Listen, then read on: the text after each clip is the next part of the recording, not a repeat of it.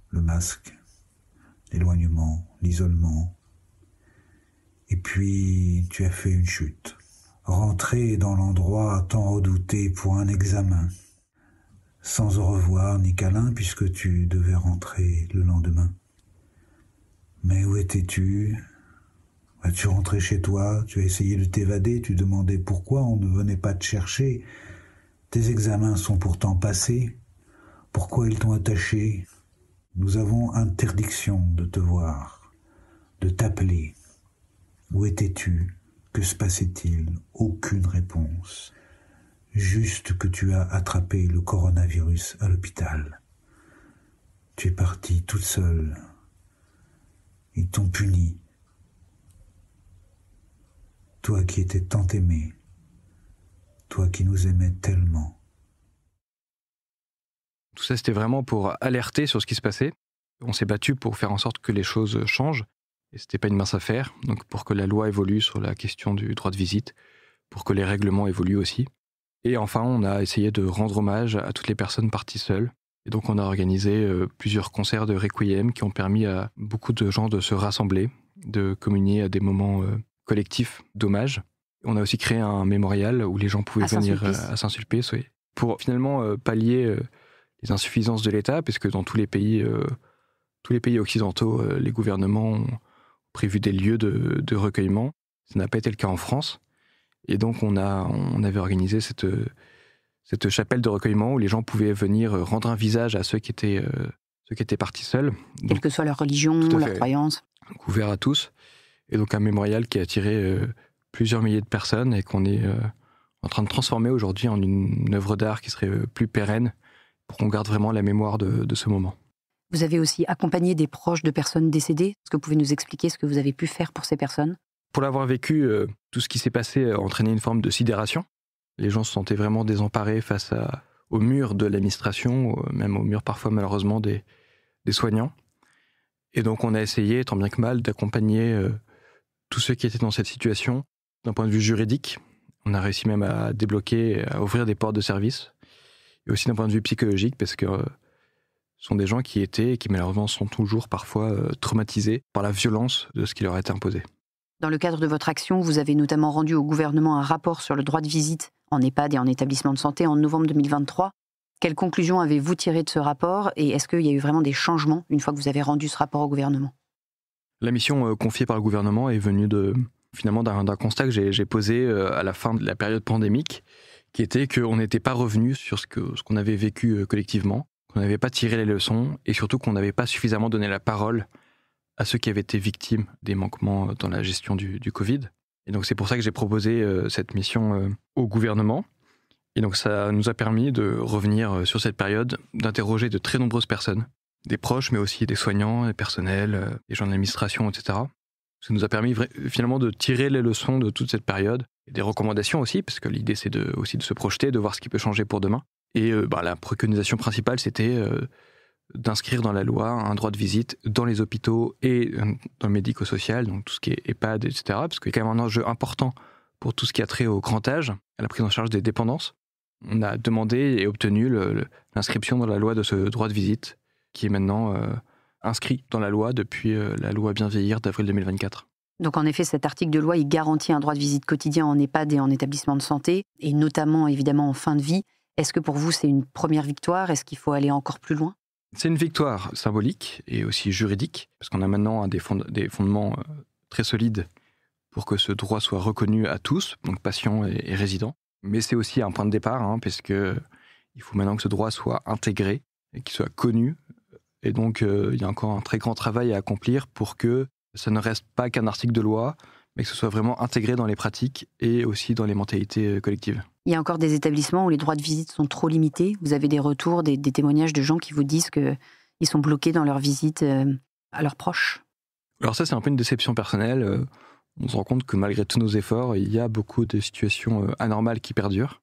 Il y a beaucoup d'hôpitaux qui ferment leurs portes de manière arbitraire, qui limitent, qui restreignent les visites, et idem dans les EHPAD.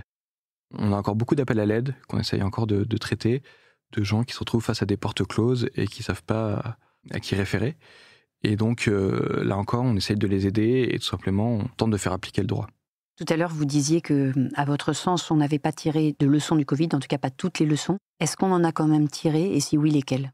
Moi, j'ai vraiment l'impression que cette période du Covid reste un tabou, qu'on a placé un couvercle sur tout ce qu'on avait vécu. Je pense qu'on n'a pas vraiment fait le travail collectif d'en tirer les leçons nécessaires. Je trouve qu'on en a beaucoup parlé à l'époque, mais qu'on est rapidement passé à autre chose. Je pense pour autant que cette période n'est venue que révéler des tendances bien plus lourdes, bien plus anciennes, sur notre rapport à la mort, sur notre conception du soin, sur notre conception même des rapports humains, des rapports sociaux. Et donc, je pense qu'on aurait tout intérêt à guérir ce traumatisme. Et pour guérir ce traumatisme, il n'y a rien de mieux que de se projeter vers l'avant et de voir ce qu'on peut changer pour demain. Maintenant et pour le futur, quel rôle doit tenir votre collectif, le collectif Tenir ta main ? Eh bien, on a toujours ce rôle d'alerte et de solidarité vis-à-vis des personnes qui vivent encore ce genre de situation. On mène tout un travail aussi sur la question de la mémoire, sur comment justement inscrire notre traumatisme collectif dans une forme de souvenir. Et enfin, on fait beaucoup de travail sur la place des proches, notamment dans la relation de soins, beaucoup de formations, de conférences, pour que les proches soient définitivement intégrés dans une forme de relation triangulaire entre soignants, soignés et proches, en considérant que les liens sociaux sont essentiels à la guérison et même essentiels à la vie tout court. Et donc rien ne justifie la privation de liens sociaux.